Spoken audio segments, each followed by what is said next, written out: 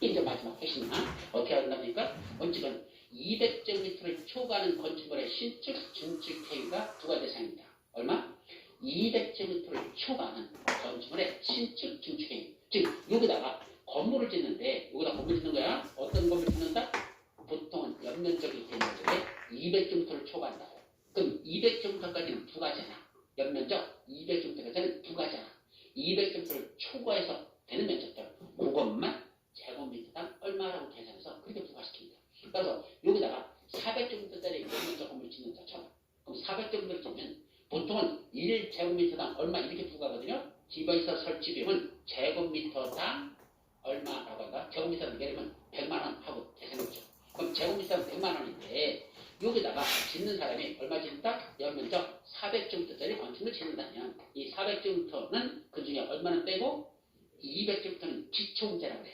우리 세법도 공부하시다 보면 기초문제라는 게 있어요. 처음에 이만큼 빼주고 나머지만 일단 과표로 잡겠다. 과세표 잡을 때 그렇게 합니다. 이와 같이 400점 중에 200점부터는 빼고 200점부터 요것만 부과하겠다는 얘기입니다. 근데 1점부터당 100만 원을 했으니까 이제 이거 200점 얼마죠? 100만, 1000만, 2억이네? 57만 원이네. 하여튼 2억 이렇게 부과했답니다. 그래서 그거 200점부터만 부과하고 제곱미터당 100만 원이라면 그때는 200점부터가 그때는 2억을 부과하겠다. 이런 식으로 부과시킵니다. 아시겠죠? 그래서 제곱미터당 얼마 이렇게 계산이 나옵니다.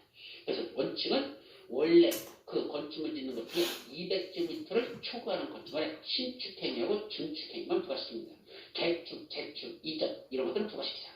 배수선 부과하지 않습니다. 오직 신축 아니면 증축 건물을 새로 짓거나 더 크게 짓는 사람 그분들에게만 그 면적에 따라서 200제곱미터 초과되는 부분에 대해서만 부과시켜라 라고 되어 있다는 거. 다만 여기 기존 건축물을 철거하고 신축하는 경우는 기존 건축물의 건축의 면적을 초과하는 건축행위만 부과 대상이다. 자, 단서 보시죠. 저도 무슨 말이야? 좀 전에 여기다 건물을 짓는데 얼마 짓는다 그랬죠? 연면적 400제곱미터를 짓는다면 그 중에 얼마만 부과한다 그랬죠? 이 중에는 200제곱미터를 초과하는 부분이니까 200제곱미터 요것만 부과 대상이다 그랬죠? 그런데 건물이 기존에 있던 건물이 연면적 조달 그대로 하자. 얼마 있어서 400제곱미터짜리가 있었습니다. 그런데 이번에 뭐죠? 전부를 철거했습니다. 이거 전부 다 철거했대. 그 전부를 철거하고 이렇게 해체라고 하는데 원래는 해체가 맞는데 이거는 그냥 아직 철거라고 해서 전부를 철거 안 했지. 그러고 다시 지었는데 어떻게 됐죠? 종전보다 더 크게 졌습니다. 얼마나 졌다? 연면적 800제곱미터짜리를 졌다. 이렇게 가정해보죠. 그럼 400제곱미터짜리를 전부 철거하고 연면적 800제곱미터 이걸 보고 뭐라고 하느냐? 증축이라고 할까요? 신축이라고 할까요? 이걸? 신축. 기존 건축물을 전부를 철거나 해체하고 종전보다 크게 졌다. 이걸 뭐라 그런다? 이걸 신축이라고 합니다. 일부만 철거하고 종전보다 더 크게 지면 그건 증축이라고 해. 전부 뜯어낸 게 아니라 일부만 뜯어. 그럼 위에서 더 크게 졌어. 종전보다 더 크게 졌어. 그건 증축. 전부 다 철거하고 종전보다 더 크게 졌어? 그거는 신축입니다. 이렇게 신축하는 경우. 그때는 200제곱미터 초과하는 부분이 원래 부과대상이라고 그랬죠? 그럼 200이 어디야? 800에 200이니까 200을 빼면 나머지 600만 부과대상이다. 맞을까? 그렇게 하면 안 된다는 얘기야. 원칙은 그렇게 돼. 200을 초과하는 부분이 부과대상이니까 600이 부과대상이 되죠. 근데 그게 아니고 이때만은 기존 건축물의 연면적을 초과하는 부분 그랬습니다. 그럼 기존 건축물의 연면적이 얼마죠? 400. 이걸 초과하는 부분이니까 요거 바로 400제부터 요것만 부과대상으로 하자. 이렇게 되는 겁니다. 이게 원칙은 200제부터 초과되는 부분이 부과대상인데 요럴 때는 200이 아니고 기존 건축물의 연면적 400을 초과하는 부분 요것만 부과대상을 하지 600의 부과대상이 아니다라는 얘기입니다. 아시죠? 저런 것들은 조심해서 기억해 주시기 바랍니다. 자, 여기까지가 오늘 여러분들이 봐야 될 내용이다. 그래서 이제 마지막 하나 남은 것만 조금 본다면 여기 이게 무슨 뜻일까요? 요거 아까 개발하는 자에게 디바이스 400을 그만큼만 200을 초과하는 부분이 부과대상이니까 600이 부과대상이 되죠. 근데 그게 아니고 이때만은 기존 건축물의 연면적을 초과하는 부분 그랬습니다. 그럼 기존 건축물의 연면 부과가 용지를 확보하게 한다 그랬죠? 지금 주시 말해서 남은 것만 조금 본다면 여기 이게 무슨 뜻일까요? 요거 아까 개발하는 자에게 디바이스를 설치하는 그 안에 용지를 확보하게 한다 그랬죠? 근데 여러분들이 부담해야 될 디바이스의 종류가 여기 여러 개 있어. 모든 디바이스를 아니고 주로 이러한 디바이스만 너희들이 부담하라고 했습니다. 그게 뭐죠? 도로, 공원, 녹지, 학교, 수도, 하수도, 폐기물 처리 및 이용시설, 곳까지. 그럼 이걸 머리좀 만들어서 도공녹학 수화대. 뭐라고? 도공녹 수합회. 이게 도공록화 수합회. 기반에서 도공록화 수합회. 그래서 외우는 방법 도공록화 수합회. 도공록화 수합회. 이렇게 여러 번 발음해봐. 지금 발음이 어렵지 않아서 금방 외워집니다. 근데 시험 문제 뭘 했더냐? 이때 학교가 무슨 학교는 제외된답니까? 대학교는 제외라고 됐습니다. 다시 말하면 기반시설 부담구역 안에서 뭘 짓는답니까? 대학교를 짓는데 그럼 이 안에서 아까 신축 증축하는 저 가발의 현상들이 대학교 짓는 비용도 부담해야 될까? 그건 안 되는 얘기입니다. 그럼 대학교 비용은 누가 부담해? 설립자가 부담하는 얘기입니다. 그럼 여러분들한테 부담시키면 안 돼요. 그럼 여러분들이 부담하는 건 초등학교, 중학교, 고등학교 이런 것들 있죠? 그런 거 설치하는 비용을 여러분들이 부담하는 거지 무슨 대학교까지 여러분들이 부담하냐? 그건 아니다. 아시겠죠? 그래서 여기 대학교는 체외라는 두 가지 들어간다는 건 그래서 도공록화 수합회. 요즘 학교 중에 대학교는 여러분들이 부담하는 사실이 안 된다. 그리고 학교 같은 걸 부담했잖아요. 그럼 학교용지 분담금액에도 따로 있어요.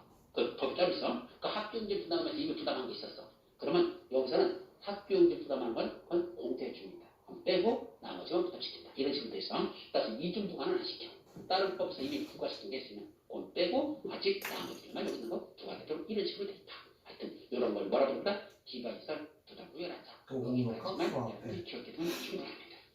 그럼 우리 원래 책에 보면 뭐 타인 토지의 출입인이 청원 절차가 나오는데 이거는요 10년에 한 번 말똥말똥 하는 형들이야. 그래서 평상시는 공부 안 해. 나중에 공부 다 해놓고 끝나는 거래 그냥 문제 한두 번 보고 말지. 이건 크게 중요한 게 아니니까 요 정도만 정리하면 충분할 겁니다. 아시겠죠? 자, 그 다음에 여러분들 저 그림법에 보면 몇 페이지에 이거 72페이지부터 아시죠?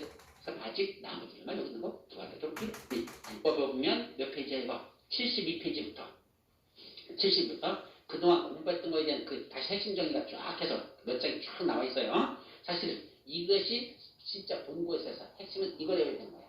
근데 아직 여러분들 이거에서는 반도 다 공부를 아직 안 했습니다. 사실은 왜 40점만 넘어가는 걸 목표로 하고 있지 지금 뭐 여러분들이 80점을 목표로 한 건 아니잖아. 그래서 이거는 나중에 다시 적어도 아마 5월달 6월달 돼야지만 이거 볼 수 있을 거야. 그래서 그때는 5월달 되면 그때까지는 앞에가 다 공부되고 나서 한번 쭉 시간 될 때마다 요것만 갖고 짝짝짝 자꾸 읽으셔야 돼. 그래서 이거 핵심적인 아주 간략하게 잘 되어 있으니까 요걸 자꾸 반복해서 익혀두면 나중에 도움이 많이 될 거다. 아셨죠? 그렇게 나중에 보라고 이해하시고 그 다음에 이제 도시개발법에 관한 거 요거는 다음 주에 도시개발이라는 게 무엇인지 그 내용은 다음 주에 살펴보도록 합니다. 아셨죠? 자, 오늘 와서 마치죠. 여러분 수고하셨습니다. 자, 합니다. 여러분 안녕하세요. 자, 오늘은 지난주에 했던 거 핵심 정리만 다시 한번 요약 1시간 하도록 합니다. 그래서 매 수업 나갈 때마다 지난주에 했던 거 다시 한번 복습하고 1시간 정도 복습하고 나머지 오늘 진도 나갈 거 이런 식으로 나갑니다. 따라서 가급적이면 복습을 좀 하신 상태에서 지금 정리하는 걸 들어보면 수업이 상당히 도움이 될 거야.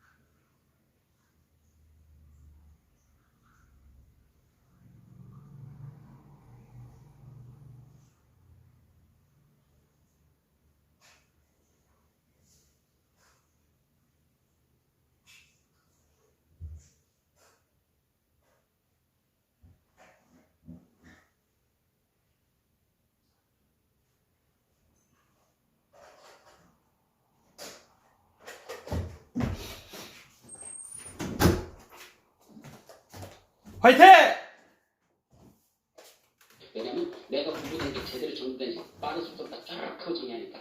도움이 될 것이고 나중에 시간이 없으면 수업 다 들으려고 하지 말고 뭐만 해도 이거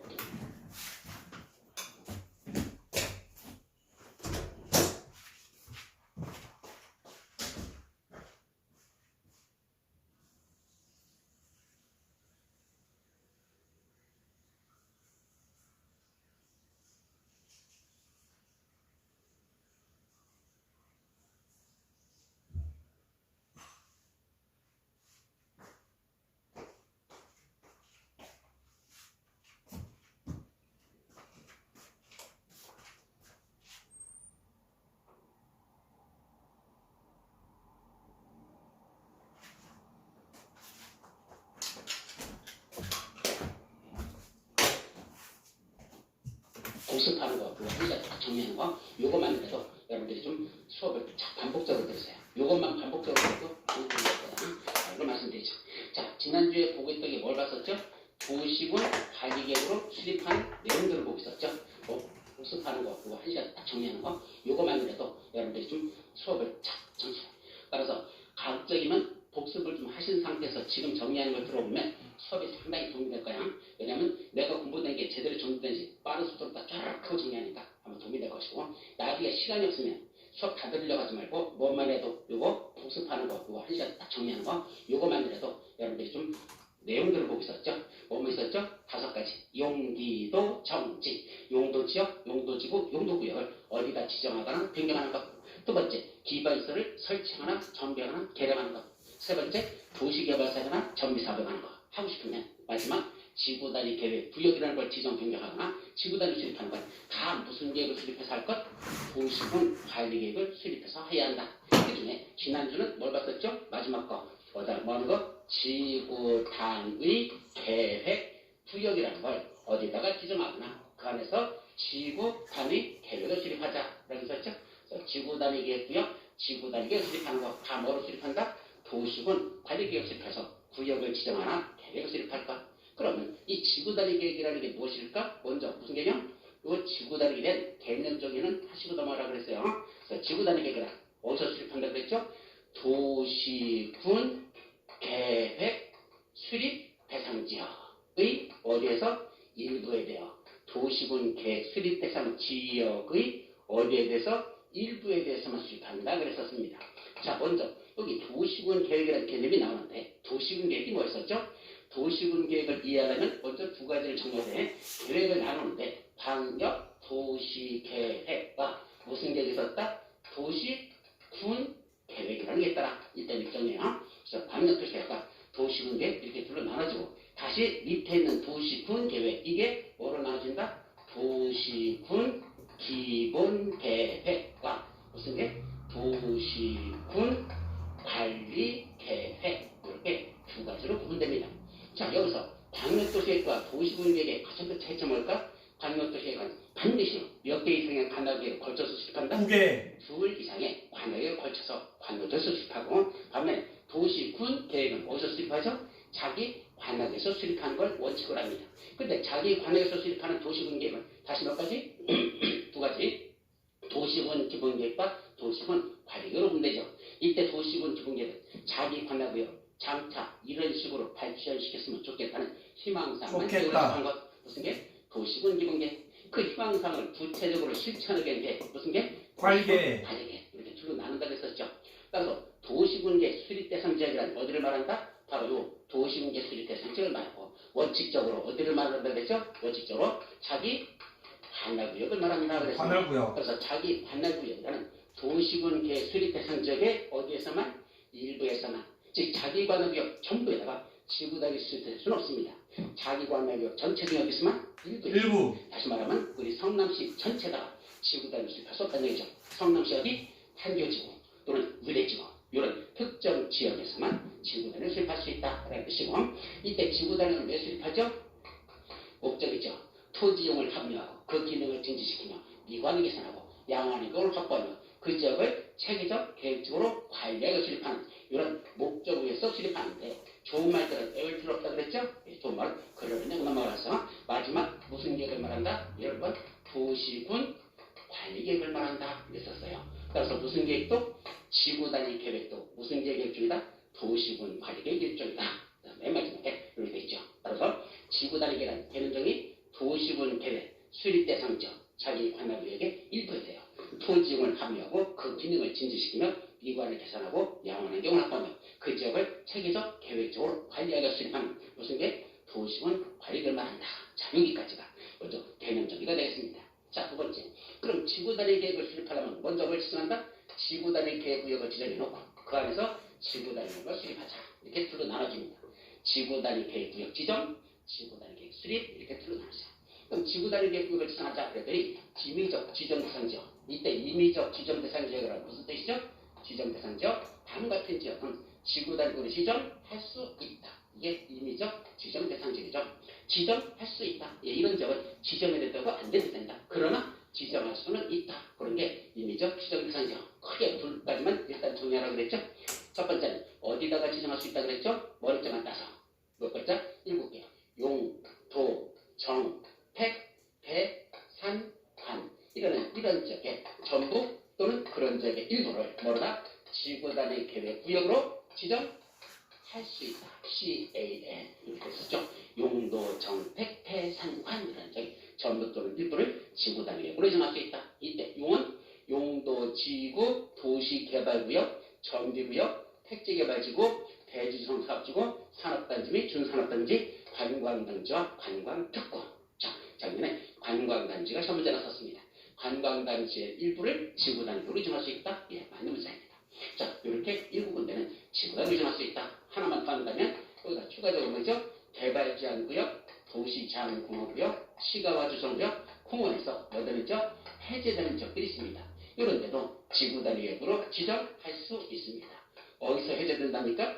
개발제한구역, 우리말로 뭐라고 했죠? 그린벨트. 바로 그린벨트를 해제한대요. 그럼 그린벨트를 해제한다는 것, 거기를 뭐 하자는 얘기야? 개발하자는 얘기야. 그린벨트는 개발 못하게 하는 지역이잖아. 그걸 해제한다는 것, 결국 개발하자는 얘기입니다. 도시자연공원구역, 여기도 개발 못하게 하죠? 시가와주정구역, 공원구역, 이 공원은 설악산 국립공원 이런 데를 말합니다. 한번 개발 못하게 하죠? 자연경관에 미안한 지역이니까 그런 걸 뭐 하겠다? 해제하겠다. 그러면 결국 이런 지역을 해제한다는 건 개발하는 뜻이고 그러니까는 지구단위로 정할 수 있습니다. 이 두 가지만 일단 정리하시고 그런데 중요한 건 뭐죠? 필수적 지정 대상 지역이 있었죠. 다음 같은 지역은 반드시 지구단위 계획으로 지정하여야 한다. 이건 할 수 있다. 반드시 정합니다. 어디 있었죠? 자, 첫 번째는 위에 거에서 보시면 돼요. 위에 중에서 뭐 있었죠? 정택이 즉 정비구역과 택지개발지구에서 뭐가 끝났습니까? 사업 시행이 끝났다. 자, 사업이 다 끝났어요. 그럼 정비사업이 다 끝났다. 재개발지 건축이 다 끝났다. 택지개발사업 아파트 단지 건축이 다 끝났다. 그러고 몇 년이 지났답니까? 10년. 여기서 10년의 의미라고 하는 건 보통 건축물이 건축되고 나서 몇 년 지나면 노후벌량을 진행된다? 10년으로 봅니다. 우리 법에서는 건물을 다 쳐놓고 몇 년 지났다? 10년 지났다. 그럼 무슨 년생이 발생한다? 노후 불량화가 이제 그 건물에 시작이 된다는 얘기입니다. 이와 같이 저기 어디야? 광주에 저렇게 집사 안 했는데 무너지는 저 따위는 근본적으로 잘못된 거고 제대로 지었다면 10년 지나면 건물이 노후가 시작되죠. 그럼 노후불량화 되는 이 건축물들을 장차 어떻게 할 것인가? 계획을 수립하게 무슨 게? 지구단위를 수립하기 위해서 거기는 반드시 지구단위 계획구역으로 지정하여야 된다. 이렇게 되죠. 10년이 지난 지역 이렇게 되죠. 그리고 두 번째 뭐 있었죠? 이때 거 대도시군 중에서 요 시공이 시가와주정구역 공원에서 뭐 되는데 해제되는데 면적이 얼마나 된답니까? 30만 제곱미터 이상 해제되더라. 예, 시가와주정구역 공원만이야. 대도는 맞아요. 시가와주정구역 해제되는데 30만 이상이다. 여기도 지구단위로 지정해야 한다. 이걸 지정할 수 있다. 지정 MUST 이런 거죠. 문자 시작할 것만큼 읽기. 첫 번째는 위에 거에서 보시면 돼요. 위에 중에서 뭐 있었죠? 정택. 즉 정비구역과 택지개발지구에서 뭐가 끝났습니까? 사업 시행이 끝났다. 사업이 끝났어요. 그럼 정비사업이 다 끝났다. 재개발지 건축이 다 끝났다. 택지개발사업 아파트 단지 건축이 다 끝났다. 그리고 몇 년이 지났답니까? 10년. 10년. 10년의 의미라고 하는 건 건물이 다 노화됐다. 건축되고 나서 몇 년 지나면 노후벌량가 진행된다? 10년으로 합니다. 우리 법에서는 건물을 다 쳐놓고 몇 년 지났다? 10년 지났다. 그럼 무슨 년생이 발생한다? 노후 불량화가 이제 그 건물에 시작이 된다는 얘기입니다. 이와 같이 저기 어디야? 광주에 저렇게 집사 안 했는데 무너지는 저 따위는 근본적으로 잘못된 거고 제대로 지었다면 10년 지나면 건물이 노후가 시작되죠. 그럼 노후 분야가 되는 이 건축물들을 장차 어떻게 할 것인가? 계획을 수립하기 위해 무슨 계획? 지구 단위를 수립하기 위해서 거기에 반드시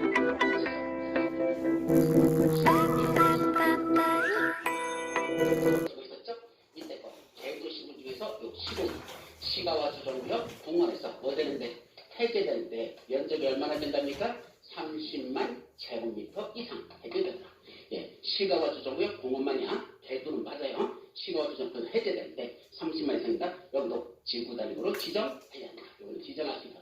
지정 MUST 마찬가지로 지정하여야 한다. 이렇게 하자는 얘기죠.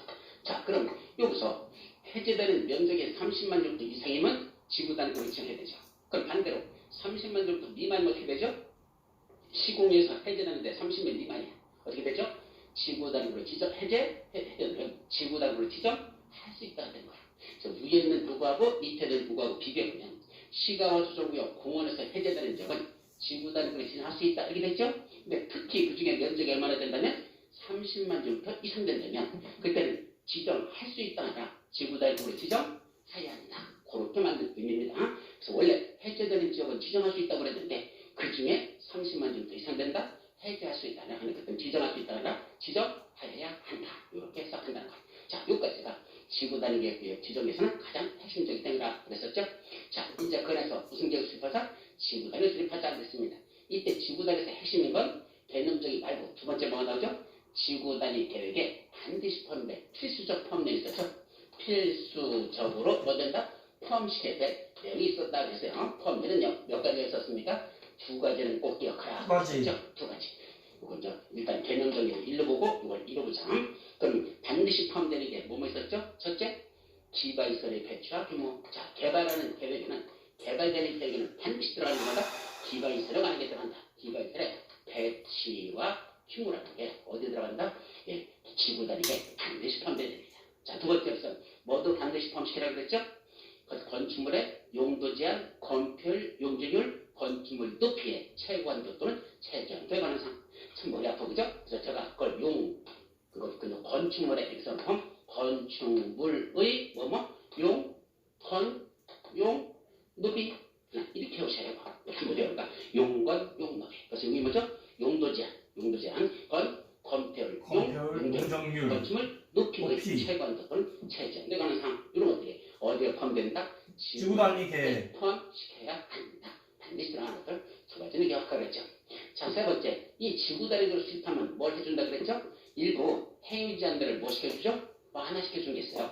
지구 단위로 완화시켜준다. 그게 바로 지구 단위로 완화시켜주는 것들이 있다. 그랬었죠?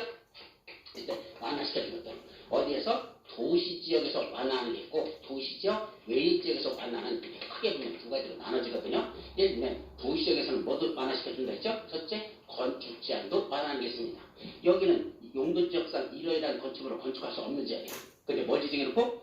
지구 단위 계획 구역을 정해놓고 거기서 무슨 계획을 수립할 때? 지구 단위 수립하면서 안 되는 것도 대비한다. 여기는 그런 거 칠 수 있어. 그러면 용도 지역상 원래 못 짓는 지역인데도 지구 단위에서 칠 수 있다 뭐 하는 거야? 칠 수 있는 거야. 반대로 원래는 용도 지역상 칠 수 있는 거야. 그런데 지구 단위에서 이거 안 되더라고. 그러면 어떻게 한다? 못 짓는 겁니다. 이와 같이 지구 단위로 뭐 할 수 있다? 건축 제한 등을 할 수 있다. 두 번째, 또 뭐 할 수 있죠? 예, 건폐율도 완화하고 용적도 완화하고 높이 제한도 완화하고 여러 가지에서 그 중에 뭐 한다 해서 주차장 설치 기준을 뭐 한다고 했죠? 이걸 완화시키는 준비가 있었어요.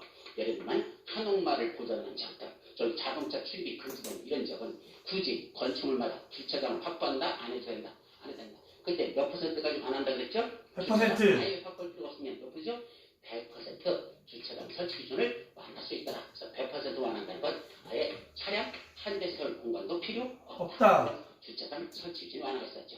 그 중에 또 건폐율도 완화하고 용적률도 완화하는데 건폐율은 최저 얼마까지 완화할 수 있다면 원래 적용되는 건폐율의 150%까지, 용적률은 원래 적용되는 용적률의 200%까지 여기까지도 무엇시켜준다? 이런 걸 완화시켜주는 걸 뭐로 할 수 있다?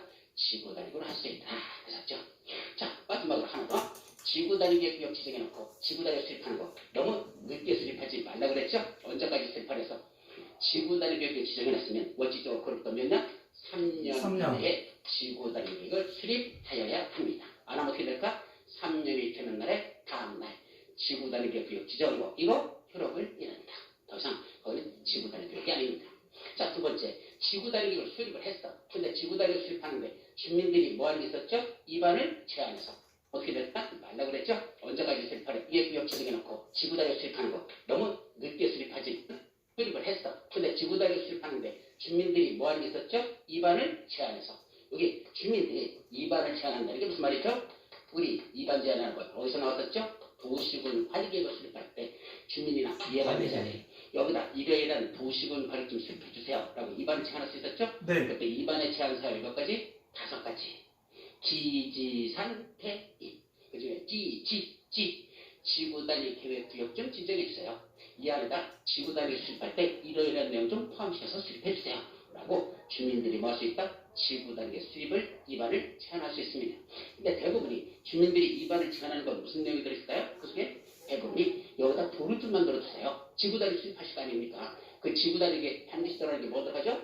기반인터넷 배출기물도 들어가잖아. 그 지구단위에 포함시키는 그 지구단위 속에 기반시설 도를 좀 만들어주세요. 공원 좀 줄 수 있어. 제발 학교 좀 줘주세요. 이런 무슨 시설? 기반시설을 설치해달라고 주민들이 지구단위에 그런 것 좀 포함시켜달라고 입안을 제한할 수 있습니다. 그래서 뭐가 수립돼서 지구단위 수립이 됐어요. 그럼 지구단위 수립해놓고 그로부터 몇 년? 5년. 그로부터 5년 이내에 뭐 하지 않더라? 그런 도를 만들고 공원 주상하고 학교 주는 사업이 시행되더라. 사업이 시행되지 않더라. 사업이 시행되지 아니하더라. 그러면 어떤 효과? 5년이 되는 날에 다음날 무슨 게? 그 지구단위 계획은 효력을 잃는다 라고 두 가지가 있었죠. 그 3년 이내와 5년 이내를 구분하라고 그랬었습니다. 그래서 3년 내 한 번 지구단위 계획 지정해놓고 3년 내 지구단위 수립하는 얘기고 요 5년은 지구단위 계획이 주민들이 입안을 제한해서 수립했으면 그로부터 5년 내 사업에 시행해야 되는 거고 착수 안 했어? 사업에 착수하자면 그때는 지구단위 계획 이 자체가 효력을 잃는다. 아까는 구역 지정이 효력을 잃는다. 지금은 지구단위 계획 수립한 게 효력을 낸다. 이렇게 두 가지로 구분하는 것. 여기까지가 지구단위의 핵심적인 내비선이죠. 자, 이제 두 번째 뭐로 넘어가자? 지구단위 계획 구역 지정까지 해서 뭐 끝나서 도시공간을 수립하는 건 다 끝났습니다. 이제 크게 두 번째 뭐로 들어가자? 개발 행위를 하자. 개발 행위로 들어갔었죠. 그럼 개발 행위를 하면 뭐 바꿔라 했습니까? 허가 바꿔라.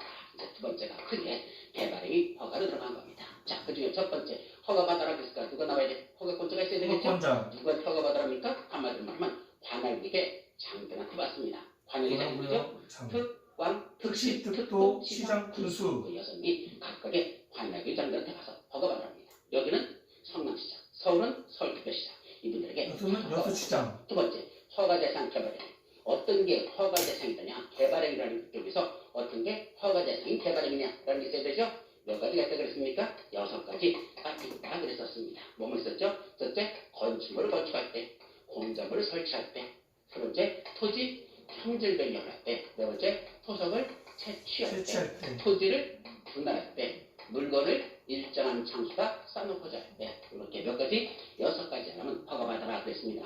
머리자 만들어서 건공, 형체, 분물 이렇게 건공, 형체, 분물이라는 6가지 개발하는 하면 뭐 바꿔 할 것? 허가 바꿔 할 것. 그 중에 여기 토지 형질 변경에는 또 몇 가지가 있다고 그랬죠? 5가지. 뭐 있었죠? 절토, 성토, 정지, 포장, 마지막 공유수면 매립, 바닥 같은 거 매립하는 거, 간접지사, 공유수면 매립이라는 5가지들은 토지 형질 변경을 하자. 또 마지막 물건을 쌓아놓는다 했는데 어디다 쌓을 때만 허가받으라 그랬죠?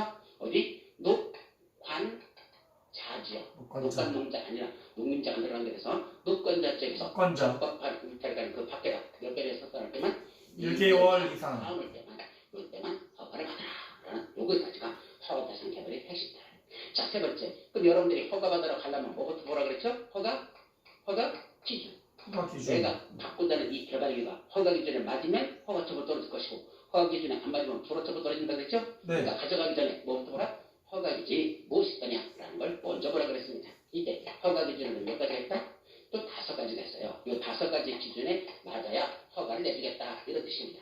그 중에 1, 2, 3번 3가지가 제일 중요한 거고 그 중에 첫 번째는 토지 형질 변경하는데 아까 여기 토지 형질 변경하는데 형질 변경하는 면적이 원칙적으로 너무 넓으면 안 됩니다. 형질 변경하는데 그게 일정 기준 면적 미만일 때 원칙적으로 허가 대상이다. 그러니까 일정한 기준면적 미만일 때 허가 내줍니다.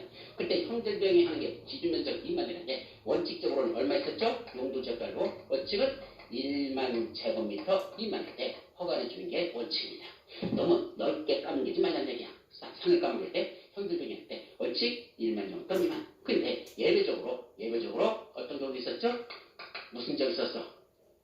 농공단지 관리가 3만원 지역 있었죠? 농공단지 관리 이렇게 있었죠? 이게 얼마죠? 3만원 지역 3만 제곱미터 미만 있었죠? 그럼 이게 무슨 지역이죠? 농민지역 공업지역 관리지역. 그러니까 3만 제곱미터 미만일 때 허가내줘라. 또 자동차 보험료가 5,000원 오르는 적이 있었죠? 자동차 보험료 뭐죠? 자연환경 보전지역 보전 녹지지역. 가장 해유자들이 심한 자연환경 보전지역 보전 녹지지역은 너무 많이 까먹지 말라. 얼마까지만? 5,000제곱미터 미만까지만 5,000제곱미터 미만일 때 원칙적으로 허가내줍니다. 그럼 만약에 각각의 용도지역별 기준면적 미만일 때 원래는 허가내준다 그랬는데 그럼 기준면적 이상 되면 허가 안 내줄까? 아니다. 그렇게 해서 하지 말라 그랬죠. 기준면적 이상일 때는 뭘 거쳐야 된다? 도시계획위원회라는 그 위원회 심의 거친 후에 위원회 심의. 허가 불허가지고 어떻게? 결정한 거지. 기준면적 이상 된다고 일체 허가 안 내준다 그러면 아니 농림지역 같은 데서 3만이 아니라 30만도 까먹는 경우가 있는데 그건 안 내준다는 얘기야? 아니야. 그때도 허가 낼 수는 있어. 다만 무슨 절차가 필요하다? 도시계획위원회라는 심의라는 절차를 거친 후에 계획위원회. 우리가 잡고 요 미만일 때는 심의. 결정적으로 도시계획 심의를 거치지 아니하고 허가 불허를 결정 도시계획 대통령이었습니다. 자 이제 두 번째로서는 거기에 무슨 계획이 있을 때 되면 도시군 관리계획 또는 성장 관리계획이 있을 때 되면 그 계획에 어긋나야 됩니까? 어긋나지 않을 때 허가를 줍니다. 어긋나지 아니할 것 그래야 허가를 줍니다. 그래서 도시군 관리계획이나 성장 관리계획이 있을 때 되면 그런 계획에 어긋나지 아니할 것 그래야 허가를 준답니다.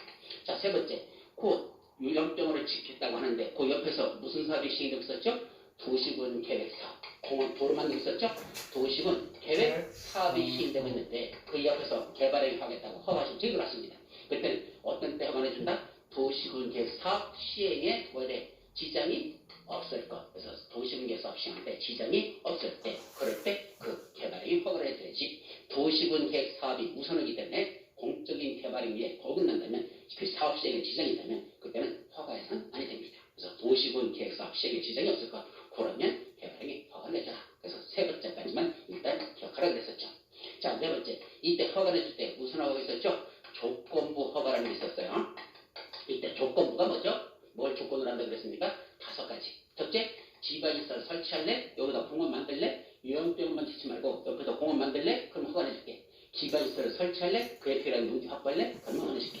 지방시설 설치나 그에 필요한 용지 확보. 두 번째, 위해방지시설 할래? 세 번째, 환경관방시설 설치할래? 네 번째, 경관에 관한 조치할래? 다섯 번째, 적용할래? 그래서 몇 가지? 5가지. 기반시설을 설치나 그에 필요한 용지 확보, 위해방지, 환경방지, 경관, 조정하는 걸 조건으로 허가할 수 있다.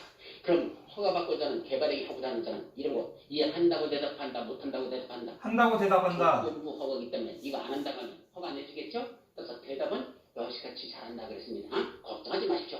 당신이 이런 거 조건 안 걸어도 제가 다 그렇게 하려고 이미 마음먹고 있었습니다. 대답은 고치려놓고 나중에 허가받고 나서는 이런 거 한다 안 한다? 조건을 이행하지 아니할 수 있죠. 그걸 염려요. 뭘 예체한다 그랬습니까? 예체하는 거?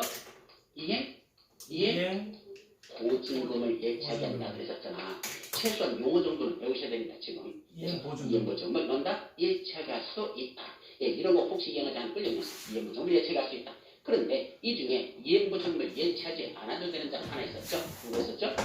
누구나 안 했죠. 누구 국가, 지방자치, 공공기관, 공공단체. 그래서 국지공 이렇게요. 국가, 지방자치, 공공기관은 공공단체. 이런 자들은 한마디로 뭐 하는 자? 끝빠지는 자들. 끝빠지는 자들은 예체한다 한다? 안 해도 된다. 이렇게 정의했었습니다. 자, 마지막 개발행위 허가를 일정 기간 동안 뭐 하는 게 있죠? 허가의 제한이라는 게 있었죠. 이때 허가의 제한이라는 건 무슨 말이죠? 개발행위 허가 신청이 들어왔는데 이런 개발행위 허가 신청이 들어왔는데 아저씨 지금은 안 돼요.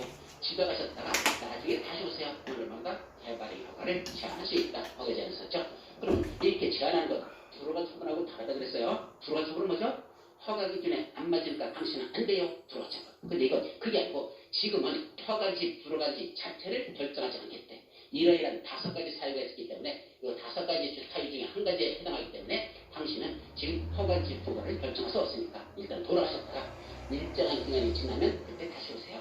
그때 가서 허가냐 불허가냐 그때 결정하겠습니다. 이걸 말한다. 허가에 제한을 한다. 몇 가지 있었죠? 5가지. 원리점을 따서 원래는 녹개 지역에서 환경이 오염되면 뭔가 해서 계획을 수립하여 뭔가 그랬죠? 지구 기반을 튼튼히 하자. 이렇게 했었어. 그래서 녹개 지역에서 환경이 오염되면 계획을 수립하여 지구 기반을 튼튼히 하자. 이때 녹개 지역이 뭐죠? 녹지지역과 계획관리적. 묶어서 녹지지역과 계획관리적 안에서만 다른 지역은 없는데 녹지지역과 계획관리적이란 용도적 안에서 뭔가 첫째 수목이 집단적으로 자라고 있거나 두 번째 조수리 등이 집단적으로 서식하는 점 또는 세 번째 무량농지으로 보존을 필요했더라. 당분간 여기는 떠넘기지 말자. 따라서 지금은 허가는 수 없다. 가셨다가 나중에 오십시오. 두 번째 주변 개발에 의해서 주변의 환경, 경관, 미관, 문화자가 크게 오염되거나 손상될 우려가 있다. 문화자가 손상될 우려가 있으니까 지금은 허가될 수 없다. 이런 이제 보호 조치를 모두 해놓고 그 다음에 오시라. 그때 가서 허가인지 수업에는 그때 결정하겠다. 세 번째 도시군 기본계획이나 도시군 관리계획을 수립하고 있는 적이 있어. 도시군 기본계획이나 도시군 관리계획이 결정될 경우 용도적 또는 용도구역의 변경이 예상되고 그에 따라 개발의 허가 기준이 크게 달라질 것으로 예상되는 점. 현재 여기 용도적이 무슨 지역인데? 녹지지역인데 조만간에 뭐로 바꾸려고? 상업적으로 바꾸려고 무슨 계획이? 도시군 관리계획을 현재 수립 중에 있다. 근데 녹지지역에다가 뭐 짓겠다고? 축사 짓겠다고 그렇죠? 허가권자가 뭐라 한다고 그랬죠? 아저씨 지금은 안 돼요. 아 왜 안 돼요? 녹지지역이니까 되잖아요. 그랬더니 조만간에 여기가 상업적으로 바뀔 거거든요. 그래서 지금은 허가 여부를 결정할 수 없습니다. 돌아가셨다가 나중에 무슨 지역으로 변경되면 상업적으로 변경되면 그때 와서 다시 오십시오. 당신이 하고자 하는 개발이니까 상업지역에서 허용되는 거면 허가내줄 것이고 안 되면 못해요 라고 제안할 수 있다. 이게 현재 계획이 수립 중인 지역에서는 그에 따라 용도구역이 변경이 예상되고 그냥 변경이 예상되는 게 아니고 개발이 허가 기준이 확 달라지죠. 녹지역에서의 개발이 허가 기준과 상업지역에서의 개발이 허가 기준이 같습니까? 전혀 다르죠. 그러면 지금은 허가낼 수 없어요. 나중에 용도적 변경되고 나서 다시 오십시오. 그때 와서 당신 하자는 게 맞는지 틀린지 그 맞으면 그때 허가 정 그때 그게 부적합하면 불허가 정 내리겠습니다. 지금은 안 돼요. 허가를 제한할 수 있다. 또 무슨 지역? 지구 단위 계획으로 지정된 지역. 그럼 지구 단위 계획으로 지정된 지역에서는 무슨 계획이 수립돼야 되죠? 지구 단위 계획. 그래서 두 명만 지정됐고 아직 지구 단위 수립되지 않았어. 그럼 사람들이 개발을 하고 싶더라고. 허가권자가 뭐란다? 여기 지금 지구 단위 계획으로 지정돼 있거든요. 조만간에 무슨 계획이 나올까요? 지구 단위 수립될 거예요. 따라서 지구 단위가 수립됐을 때 당신의 허가자는 회의가 그 지구 단위에 맞으면 허가 처분, 안 맞으면 불허 처분 그때 결정해야 되니까 아직은 지구 단위 수립되지 않았기 때문에 돌아가셔서 좀 기다려 주시죠. 나중에 오십시오. 지구 단위 계획으로 지정된 적도 개발에 허가를 제한할 수 있죠. 마지막 디바이스를 부담으로 지정된 적. 그럼 디바이스를 부담에서는 개발한 자에게 디바이스 설치 비용을 부과시킨다고 했죠? 돈 하나 한다고 했잖아. 그럼 돈 하나 들려면 이 안에 디바이스를 부담위원회 얼만큼 디바이스가 필요한지 또 그에 따른 비용은 총 얼마가 나오는지 뭐가 계산이 나와야 그 다음에 개발하는 돈은 얼마더라? 이렇게 부과시킬 수 있잖아. 그래서 아직 그 비용을 산출할 수 있는 디바이스 설치 계획이 수립되기 전에는 사람들이 허가 시켜이더라도 허가 안 내줍니다. 아저씨 잠깐 가셔요. 아 왜 안 돼요? 지금 여기 디바이스를 부담으로 지정해서 디바이스 설치 계획을 지금 수립 중에 있거든요. 그래서 아직 계획이 나와야 총 디바이스 설치 계획이 나올 것이고 그에 따라 당신은 얼마를 부담시킬 건지가 그때 가서 결정되니까 아직은 비용 부담을 결정할 수 없기 때문에 돌아가셨다가 나중에 오십시오. 그때 비용 부담이 확정되면 그때 가서 허가를 줄 것이고 허가해주면 당신은 그로부터 2개월 이내에 허가를 줄 테니까 그러면 기분을 나빠하시기 바랍니다. 이런 식으로 일단 디바이스를 부담해서는 일정 기간 동안 개발의 허가를 제한할 수 있다. 몇 군데? 5군데. 이때 제한할 수 있는 기간이 얼마 있었죠? 네, 제한기간. 원칙은 제한하는 기간 1회, 한 차례인데 이래죠. 한 차례만 몇 년? 3년 이내에서 제한하는 게 원칙인데 예외적으로 몇 번 사용한 3번, 4번, 5번 세 가지만 3, 4, 5만 한 차례만 다시 몇 년? 2년 이내에서 연장하여 제한할 수 있더라. 따라서 1, 2, 3, 4, 5, 5가지 중에서 1, 2번은 최장 3년만 제한할 수 있고 3, 4, 5번은 3년 플러스 2년 연장시켜서 최장 5년까지는 제한할 수 있다. 그래서 1, 2번 사용은 최장 3년, 3, 4번 사연은 3년 플러스 2년 해서 최장 5년까지 전할 수 있더라. 이게 뭐가 하는 거? 여기 표에 최고가 걸리는 겁니다. 자, 이제 마지막 6번째 뭐가 나왔었죠? 뭘 지정한다 그래서 무슨 구역을 지정해놓고 그 안에서 무슨 계획을 수립한다? 성장, 관리, 계획, 구역이라는 걸 지정해놓고 그 안에서 뭐 한다고? 성장, 관리, 계획이라는 걸 수립하자. 자, 여기서 성장, 관리, 계획, 구역 지정, 성장, 관리, 수립 이렇게 두 개 나눴었죠. 이 섹션은 성장, 관리, 계획, 구역을 아무데나 지정하는 게 아니라 무슨 지역에서만 지정할 수 있다고 했죠? 진짜 보존하는 지역. 진짜 보존하는 지역.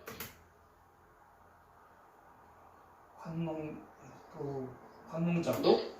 관농사라는 요 개발이 안 되게끔 하는 이런 지역에서 요번부터 뭔가 집중적으로 개발이 시작된대. 뭐 원래 개발 못하는 지역을 지금부터 개발하려고 하잖아. 그럼 잘못 개발하면 뭐가 온다? 난개발, 방지역에서 일단 뭘 정했고 성장 관리 계획 구역을 짓고 그 안에서 무슨 계획을 수립합니까? 성장 관리 계획. 성장 관리 계획 구역 안에서는 성장 관리 계획대로만 개발하였다. 이 수입니다. 그때 이 성장 관리 계획으로 수립할 때 뭐 시켜주는 게 있었죠? 완화시켜주는 게 있어요. 뭐뭐 완화됐습니까? 검표라고 용적률을 완화시킬 수 있습니다. 성장 관리 계획으로 검표 용적률을 완화시켜합니다. 그때 검표는 최대 몇 프로까지 완화하는 게 있으냐? 첫째 무슨 지역에서는 계획관리직에 있었죠. 계획관리에서는 몇 프로까지 완화시켜주고 요거는 원래 계획관리직의 검표를 몇 프로가 올치죠? 계획관리직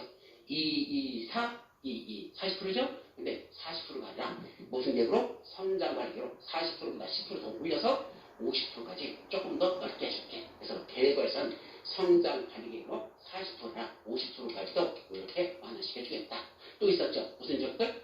녹지지역 중에 자연녹지지역, 생산녹지지역, 그 다음에 관리지역 중에 생산관리지역, 그 다음에 농림지역. 이 네 군데야. 자연녹지, 생산녹지, 생산관리, 농림지역은 원래 검토율이 몇 프로인데 이 내가 다 20%밖에 안 되는 지역인데 성장관리계획으로 20%를 해주겠대, 10% 더 올려주겠대. 10% 올려서 몇 프로까지? 30% 이하까지 주도록 이렇게 완화시켜줍니다. 이게 완화입니다. 원래는 계획관리지역 40%인데 성장관리계획에서 야 10% 더 올려줄게 해줄 수 있다. 또 자연녹지, 생산녹지, 생산관리, 농림지역 원래 검토율 20%인 지역인데 성장관리계획에서 20%나 30%까지 해줄게 할 수 있다. 또 용적률도 완화하는데 이건 어디서만 한다고 그랬죠? 계획관리지역에서만. 원래는 계획관리지역의 용적률은 몇 프로인데 계획관리지역 용적률 원래 100%인데 100%보다도 25%를 더 올려서 몇 프로까지? 125%까지 이렇게 이걸 더 완화시켜줄게. 원래는 계획관리지역의 용적률은 100%야. 그런데 그 안에 성장관리계획 수립 때 그럼 성장관리계획에서는 100%가 아니라 125%까지 해줄게. 근데 구체적으로 이렇게 얼마나 완화할지는 이 중에서 마지막 뭐로 정하느냐? 조례로 정하라고 되어 있습니다. 그래서 이게 최대 상한선이 되는 것이고 요까지 해줄 것인지 안 할 것인지는 뭐로 정하라? 각 지방자치단체에서 조례로 너희들이 정하라. 관할계장들이 조례로 이렇게 요 범위 내에서 정하면 된다라고 되어 있습니다. 여기까지가 이제 뭐 끝났어? 개발이라는 게 다 끝났습니다. 자, 이제 마지막 뭐 있었죠? 개발행에 따른 기반시설 설치 그런 게 있었죠? 자, 개발 행위를 하면 반드시 뭐 필요한데? 기반시설 설치가 뭔데? 필요한데 이 기반시설 설치가 반대해서 특수한 구역 주거지에서 딱 좋은데 개발행위에 따른 기반시설 설치가 필요한데 그거 하는데 특수한 구역 몇 군데? 두 군데. 어디? 첫째 개발밀도 관리 구역이라는 게 있었고 또 하나 기반시설 부담 구역이겠다. 기반시설 부담 구역 이렇게 두 가지로 나눠주죠. 그죠? 자, 그 중에 먼저 개발밀도 관리 구역 뭐부터 하죠? 개념 정리는 정확히 숙지하셔야 됩니다. 자, 개발밀도 관리구역 이제 여기서 뭐가 되집니까? 개발행위를 하나요. 뭐가 합니까? 개발행위를 합니다. 그 개발행위를 위해서 뭐가 필요합니까? 기반시설이 필요한데 그 기반시설이 뭐하답니까? 부족하답니다. 개발행위를 하게 될까? 기반시설이 부족하다. 여기다 아파트 3,000세대를 지려고 그러니까 현재 있는 도로가 너무 좁죠? 여기 학교가 좀 없죠? 그러다 보니까 도로 넓혀야 돼요? 학교 증설해야 되죠? 자, 그럼 기반시설이 부족한데 이 설치가 기반시설은 부족한데 그 설치가 가능합니까? 설치가 곤란하답니까? 설치가 곤란하다 그랬습니다. 왜 곤란하다 그랬죠? 비용이 많이 들어서 도로 새로 만들었더니 2조 5천원, 학교 짓는 데 새로 5천원 너무 돈이 많이 들어가죠? 예산 확보가 어렵습니다. 설치가 곤란하대. 그럼 이런 점은 건축물을 크게 지켜야 하자, 작게 지켜야 하자? 안 되겠다. 기반시설이 부족한 만큼 학교 짓는 규모도 작게 지켜서 기반시설 부족한 걸 사람들이 많이 들어오지 못하게 함으로써 뒤집어 좀 완화시켜보자. 이런 뜻이죠? 그럴 때 건축물을 작게 지는 걸 말이죠? 건폐율 또는 용적률을 뭐하는 지역? 강화 적용하는 지역. 건폐율 또는 용적률을 강화 적용하는 지역을 우리 뭐라 부른다? 이거를 개발밀도 관리거라. 그래요. 자, 개발의 기로 인하여 기반시설이 우리 예상이나 기반 설치가 곤란한 지역을 대상으로 건폐율 또는 용적률을 강화 적용하는 지역을 뭐라 부른다? 개발밀도 관리거라자. 근데 이건 주로 어디만 지원한다 그랬죠? 다른 지역은 아닌데 용도지역상 이미 개발된 지역. 개발된 지역이니까 무슨 지역이죠? 주거지역, 상업지역, 공업지역. 여기 핵심은 이건 주, 상, 공업지역에서만 지정한다는 거. 다른 지역은 안 된다는 거. 주, 상, 공업지역 안에서만 개발밀도 관리를 진행할 수 있다. 근데 지정하면 좀 전에 건폐율 용적률을 강화한다 그랬죠? 근데 얼마나 강화하려는지 구체적인 건 대통령령으로 정한다라고 법률에서 규정하고 있습니다.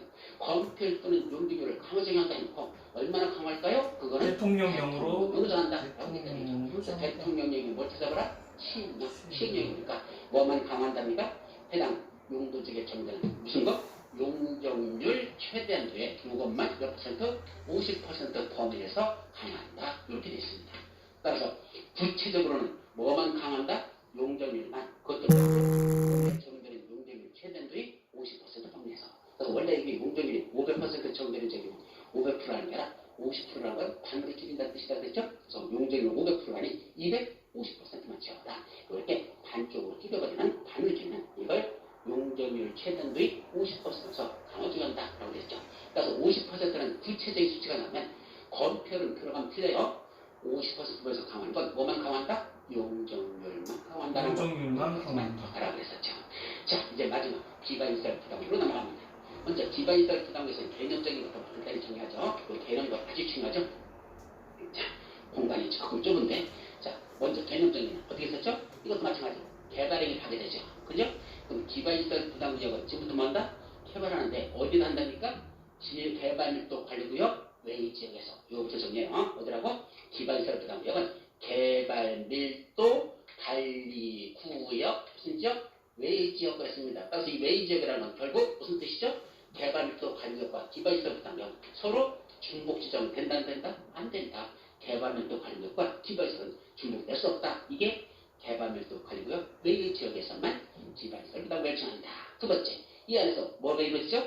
개발행위를 인하여 뭐가 필요합니까? 기반설치가 필요하답니다. 그런데 개발행위에서 기반시설이 필요한데 이 설치가 필요한데 이때 설치가 필요한 기반시설의 종류가 있었죠?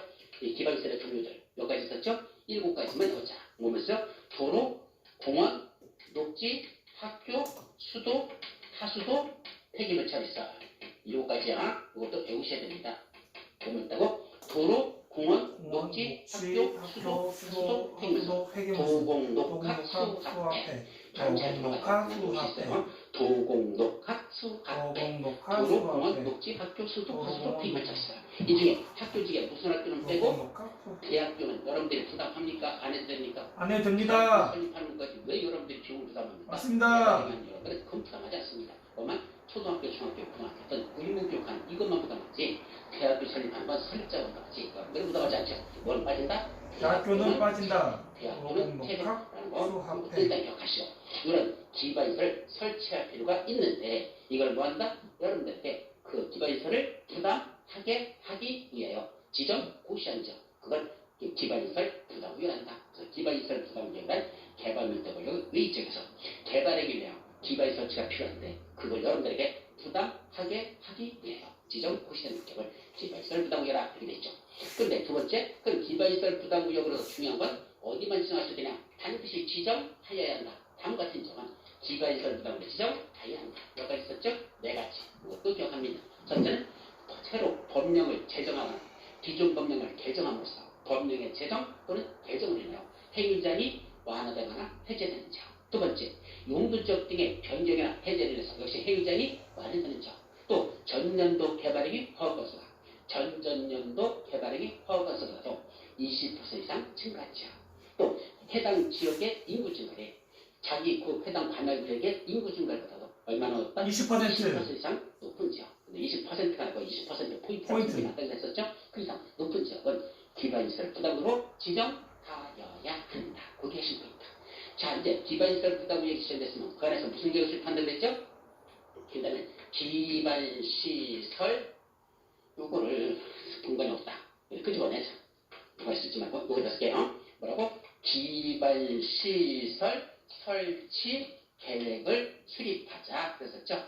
기반시설 부담금이 시작됐습니까? 그럼 그 안에서 기반시설 설치 계획을 수립하자 그랬었습니다. 자, 이때 기반시설 설치 계획에는 뭐가 들어있더냐? 기반시설의 종류, 위치 및 규모가 들어갑니다. 어떤 기반시설 종류, 위치, 어디에다가 얼만큼, 규모 이 세 가지가 원래 어디에 들어간다? 기반시설 설치계에 들어있습니다. 따라서 기반시설 설치계에 수립하면 어디에 어떤 기반시설을 얼마나 설치할 건지 이게 계획으로 나옵니다. 그럼 뭘 설치할 수 있다는 얘기야? 기반시설 설치 비용을 산출할 수 있습니다. 총 이런 기반시설 설치하는데 도로 만드는 데 얼마? 공원 투하는 데 얼마? 학교 짓는 데는 얼마가 들어간다. 이걸 산출할 수 있죠. 예산 비용을 산출할 수 있잖아. 그래야 사람들에게 그 중에 너는 얼마나 개발하는 거는 얼마나 이렇게 부과시킬 수 있어요. 그래서 기반시설 설치를 수립하랍니다. 너무 늦게 수립하지 말라. 이게 핵심입니다. 언제까지 합니까? 기반시설 부담구역 지정됐습니까? 그로부터 몇 년 내? 1년이면 상당히 짧아요. 기반시설 부담구역부터 1년이 되는 날까지 뭐 하지 않는다? 기반시설 설치계획을 수립하지 아니하면 어떤 효과? 1년이 되는 날에 그 다음날 뭐는 기반시설 부담구역 지정했던 거 이거는 프로그램을 잃어버립니다. 구역 지정은 해제된 것으로 봅니다. 따라서 기반시설 부담구역 지정했으면 그로부터 1년 내에 기반시설 설치가 수립되지 안 하면 1년이 되는 다음날 기반시설 부담구역 지정은 해제된 것으로 봅니다. 사라진다는 거 뭐까지. 그 다음에 기반시설 설치가 수립됐으면 그 안에서 뭔 되죠? 기반시설 설치 비용이라는 걸 이제 뭐자? 부과자. 비용을 부과자 그랬습니다. 그때 뭐하는 자에게 기반시설 설치비용을 부과한다고 그랬죠? 200제곱미터를 초과하는 건축물의 무슨 행위? 신축하고 증축. 그래서 면적은 200제곱미터를 초과하는 건축물에 무슨 행위를 한다? 건축물의 신축행위하고 또 하나 증축. 이 두 가지 행위하는 사람들에게만 기반시설 설치비용이라는 걸 부과한다. 신축, 증축만 부과합니다. 다만 기존 건축물이 있었고 그걸 전부를 철거하고 새로 더 크게 짓는 신축을 한다면 그때는 얼마만 부과한다고 그랬죠? 200초가 아니고 기존 건축물의 건축 연면적을 초과하는 만큼 기존 건축물 있었어. 연면적 400제곱미터짜리가 첫 번 있었죠? 그림을 했었어. 여기 건물이 기존에 이미 있었습니다. 얼마죠? 연면적 400제곱미터짜리 건축물이 있었습니다.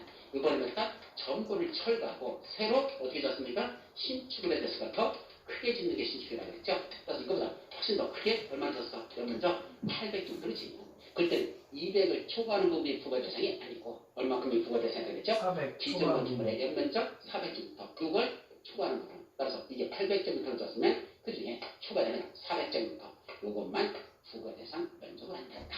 그래서 기존 건축물을 철거하고 신축하는 경우는 기존 건축물의 건축 연면적 400을 초과하는 부분이지 200을 초과하는 부분을 하면 틀린다는 거. 이것도 조심하고 기억할 마지막 명사죠.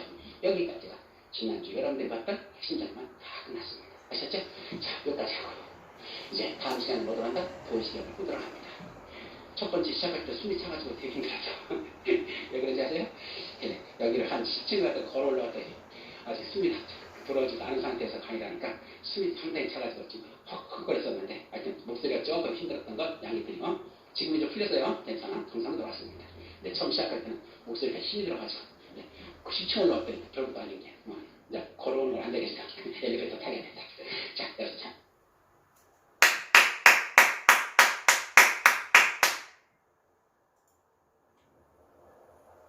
두 번째 시간 오늘의 도시개발법에 대해서 들어가도록 합니다. 자, 오늘은 사실 도시개발법 요 내용 살펴보도록 하죠. 시험 문제는 몇 문제 난다고 그랬죠? 6문제. 그 중에 여러분들은 4문제 이상 맞춰야 됩니다. 4개 내지 5개. 이걸 목표로 해서 보통 5개 정도를 맞출 수 있어요. 그래서 5개를 목표로 해서 한번 공부하자. 먼저 도시개발법 들어가기 전에 여기 준비되지 않은 자는 기회와도 잡기는커녕 알지도 못한다. 오직 준비된 자만 기회를 잡는다. 여러분들 그 기회를 잡기 위해서 지금 뭐 하는 거죠? 준비하고 있는 거예요. 기회를 잡기 위해 지금 준비된 거다. 그래서 열심히 최선을 다하도록 하자. 자, 간단하게 정리하고 그다음에 내용으로 넘어갑니다. 자, 전체적으로 도시개발법 어떤 내용을 다루고 있을까? 책에 한번 보도록 하죠. 도시개발법은 서울특별시 강서구 마곡지구를 대상으로 하면 됩니다. 이쪽에서 성남시에서부터 판교지구를 대상으로 했었어요. 옛날엔 판교지구도 예를 든 적이 있었습니다. 근데 지금은 판교지구를 개발이 다 끝났으니까 아직 지금 개발이 거의 완성되고 있는 마곡지구를 예를 들어보죠. 자, 서울특별시 강서구에 있는 마곡지구. 옛날에는 이런 식으로 돼 있었어요. 그러니까 논밭이 있었던 시골 지역이 있었습니다. 그리고 일부 주택이나 상가 같은 건물들이 일부 있고 여기는 거의 다 논밭이 있는 쪽으로 시골이 있었죠. 저 지역을 우리 신도시를 개발하자. 그럼 신도시를 만들려면 제일 먼저 뭐부터 한다? 개발계획을 먼저 수립합니다. 근데 사실은 개발계획을 수립하기 전에 여기 먼저 수립한 계획이 있었어요. 무슨 계획이죠? 여기 개발계획 수립하기 전에 이미 수립된 계획이 하나 있었어. 밑에였어. 무슨 계획이죠? 도시개발사업을 시행하기 위한 도시군 관리계획이 먼저 수립돼 도시군 있었죠. 관리계획. 우리 도시개발사업이나 정비사업에 관한 계획이 있었잖아. 도시군관을 수립하는 것 중에 그 중에 세 번째 도시개발사업에 관한 계획, 네 번째 정비사업에 관한 계획 있었잖아요. 그러니까 도시개발사업을 하고 싶어요? 그러면 여기다 도시개발사업을 하겠다고 무슨 계획부터? 도시군 관리계획부터 먼저 결정을 세우는 겁니다. 그거 언제 했느냐? 마구지구는 1984년도에 했습니다. 엄청나게 오래됐죠. 벌써 몇 년 전이야? 84년이면 거의 20년 전이죠. 아니 40년 전이죠. 그때 마구지구다 신도시를 만들겠다고 무슨 계획부터? 도시군 관리계획 이미 수립돼 있었어요. 그 수립된 상태에서 아직은 사업이 시행되지 않고 있었죠. 그럼 도시군 관리계획을 먼저 수립해 놓고 그 다음에 신도시를 만들기 위해서 제일 먼저 할 게 뭐더냐? 바로 개발계획을 수립하는 게 제일 먼저라는 얘기입니다. 따라서 개발계획이 수립되기 전에 이미 도시군 관리 수립이 있었다. 뭐 하겠다고? 도시개발사업을 하겠다고. 도시군 관리계획이 먼저 결정이 되는 상태에서 안 만들고 있다가 이제 지금부터 시작하자. 그럼 뭐부터 수립한다? 개발계획. 그럼 개발계획이라는 건 원래 약자거든요. 원래 문자는 도시개발사업의 계획, 이게 정식 명칭은 이렇게 돼 있어요. 도시개발사업의 계획. 그래서 이걸 줄여서 개발. 휴식.